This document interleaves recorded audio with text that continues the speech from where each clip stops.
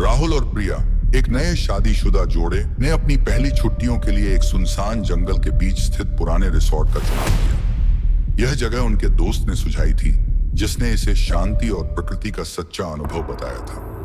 Resort में पहुंचते ही उन्हें वहां की अजीब खामोशी ने घेर लिया। रिसोर्ट का मालिक मधुसूदन एक बुजुर्ग आदमी था, जिसने उनका तो स्वागत किया, लेकिन उसकी आंखों में छुपी बेचैनी ने प्रिया को थोड़ा परेशान कर दिया।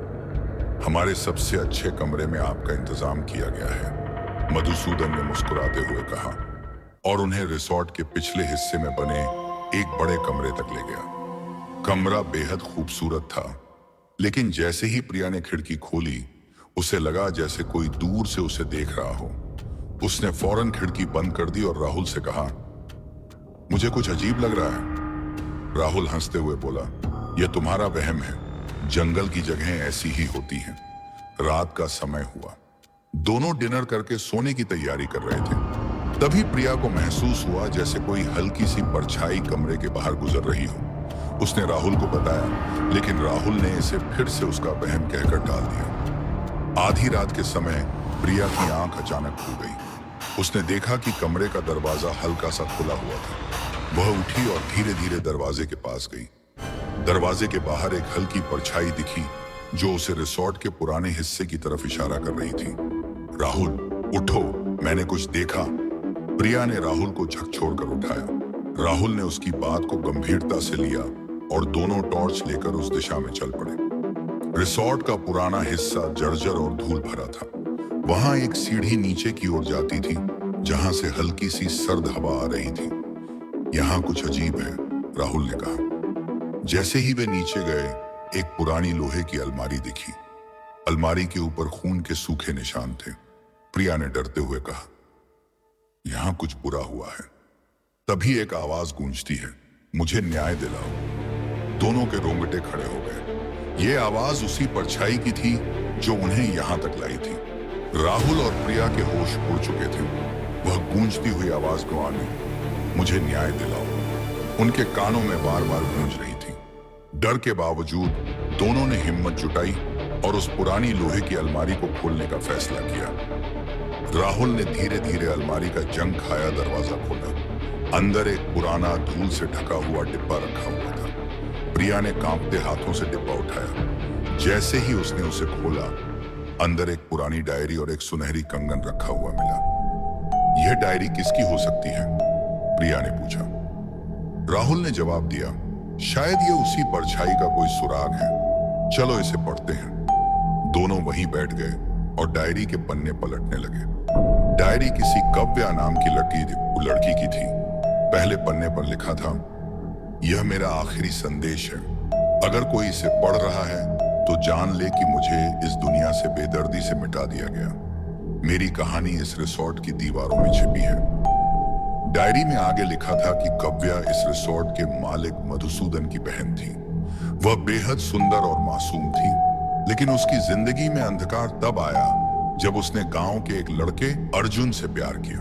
अर्जुन और कव्या का प्यार रिसोर्ट के लिए बदनामी का कारण बन गया था, और मधुसूदन ने इसे अपनी इज्जत पर धब्बा समझा। एक रात अर्जुन और कव्या ने इस रिसोर्ट से भागने की कोशिश की, लेकिन मधुसूदन ने अपने आदमियों के साथ मिलकर अर्जुन को मार डाला और कव्या को इस बेसमेंट में बंद कर दिया। वहीं उसकी भूख प्यास से मौत हो गई। प्रिया की आंखों से आंसू बहने लगे। उसने राहुल से कहा, यह कितना निर्दयी है, मधुसूदन ने अपनी ही बहन को मार डाला। राहुल ने गहरी सांस लेते हुए कहा, शायद इसलिए उसकी आत्मा को शांति नहीं मिली। हमें कुछ करना होगा। तभी उनके पीछे एक साया दिखाई दिया, वही परछाई। इस बार वह साया और स्पष्ट हो गया। यह कव्या की आत्मा थी। उसने कहा, मुझे न्याय चाहिए। वह आदमी जिसने मुझे मारा आज भी इस रिसोर्ट में है। प्रिया ने डरते हुए पूछा, तुम्हें क्या चाहिए? कव्या ने जवाब दिया, मेरा सच सबके सामने लाओ।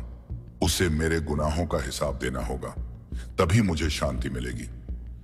राहुल और प्रिया ने तय किया कि वे मधुसूदन से सामना करेंगे, लेकिन क्या मधुसूदन मान लेगा या वह अपनी सच्चाई को छुपाने के लिए कुछ और बड़ा कदम उठाएगा? राहुल और प्रिया ने तय कर लिया कि अब सच सामने लाना ही होगा। अगली सुबह वे मधुसूदन से मिले। प्रिया ने डायरी और कंगन उसके सामने रखते हुए पूछा, यह किसका है? मधुसूदन का चेहरा सफेद पड़ गया। उसने घबराहट में कहा, मुझे नहीं पता तुम क्या कह रहे हो, ये चीजें मुझे नहीं पता। राहुल ने सख्ती से कहा, झूठ मत बोलो, हम जानते हैं कि ये तुम्हारी बहन कव्या की है। हमने उसकी आत्मा को देखा है, उसने हमें सब कुछ बताया है। मधुसूदन की आंखें गुस्से और डर से भर गईं। जो हुआ वो मेरे परिवार की इज्जत बचाने के लिए किया था। कव्या ने हमारे खानदान को शर्मिंदा किया। मुझे जो सही लगा मैंने वही किया, उसने चिल्लाते हुए कहा। प्रिया ने रोष से जवाब दिया, तुमने अपनी बहन को मार डाला और इसे सही मानते हो? उसकी आत्मा आज भी इस जगह पर भटक रही है क्योंकि उसे न्याय नहीं मिला। तभी अचानक कमरे में एक अजीब सी ठंडक फैल गई। कव्या की आत्मा प्रकट हुई। उसकी आवाज गूंजने लगी, भाई, क्या मेरी गलती इतनी बड़ी थी कि तुमने मुझे इस तरह सजा दी? मैं आज भी तुम्हारे पापों के बोझ से बंधी हूं। मधुसूदन कांपने लगा। उसने हाथ जोड़ते हुए कहा, मुझे माफ कर दो कव्या, मैंने जो किया वो गलत था, मैं अपनी गलती मानता हूं। कव्या ने शांत स्वर में कहा, मुझे माफी नहीं चाहिए, बस मेरी कहानी सबके सामने लाओ। अर्जुन और मेरी मौत का सच सब जाने, तभी मैं इस दर्द से मुक्त हो पाऊंगी। राहुल और प्रिया ने मधुसूदन को मजबूर किया कि वह पुलिस के सामने अपना गुनाह कबूल करे। पुलिस आई और मधुसूदन को गिरफ्तार कर लिया गया। उन्होंने अर्जुन और कव्या के अवशेषों को गांव के श्मशान में उचित सम्मान के साथ दफनाया।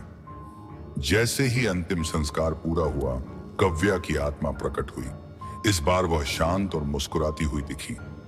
आप दोनों ने मुझे शांति दी, अब मैं मुक्त हूं, उसने कहा और धीरे धीरे गायब हो गई। राहुल और प्रिया ने गहरी सांस ली। रिसोर्ट अब शांत और हल्का महसूस हो रहा था। जाते समय उन्होंने देखा कि हवेली के गेट पर सफेद गुलाब खिला था। यह शायद कव्या का शुक्रिया था और कव्या को आखिरकार शांति मिल गई।